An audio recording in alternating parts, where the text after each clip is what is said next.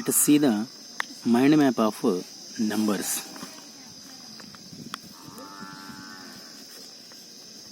So numbers are generally real numbers and complex numbers. These complex numbers are also known as imaginary numbers.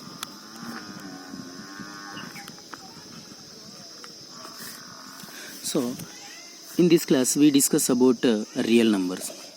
Real numbers are again two types. They are rational numbers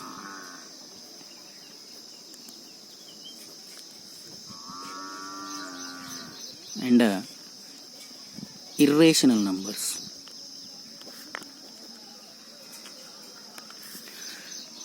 You already discussed and you have learned the rational numbers in the class 8. So in rational numbers, generally according to the definition of rational numbers, the numbers which can be expressed in the form of P by Q. Those things already you have discussed. The rational numbers are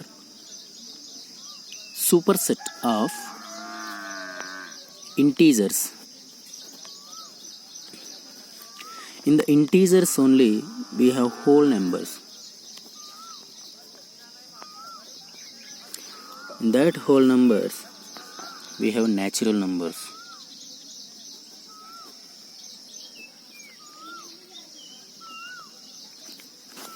So once let us remind, so these mind map in a simple way how we can express.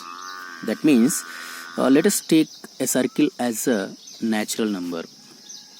These natural numbers are the part of whole numbers. And at the same time, these whole numbers are the part of integers. The integers also part of rational numbers. Other than these rational numbers are irrational numbers. So together these both, rational and irrational, together this both is known as real numbers. So this is the simple map of real numbers which can be understand easily. So let us take the examples for all. You know already natural numbers. Let us consider n as denoted by natural numbers. We write the set of 1, 2, 3, so on. If we include 0 to the natural numbers, that becomes whole numbers. Whole numbers are denoted by W. Just 0, 1, 2, 3 and so on. For these whole numbers, if you include negative numbers like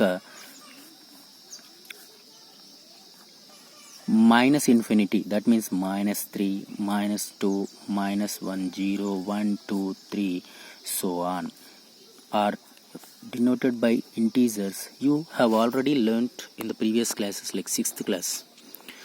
The rational numbers are denoted by Q or any form of the P by Q, that means 1 by 2, 2 by 3, 7 by 8 or 1 or 7 or 0, etc. These all are known as rational numbers. The rational numbers can be expressed of the form of P by Q. You know already this definition can be written as the numbers which can be expressed in the form of P by Q, whereas Q and P must belongs to integers and P comma Q are co-prime. And Q must be not 0. So what is meant by co-prime? The HCF of the given numbers is only 1, then we can say the two numbers are co-prime. For example, suppose 2 by 3. If you take 2 and 3, their HCF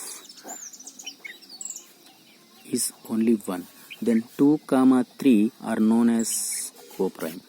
Suppose if you take 3 by 12, if you take 3, 12, their HCF is 3. So that 3, 12 are not coprime. So that they must be coprime. Thank you.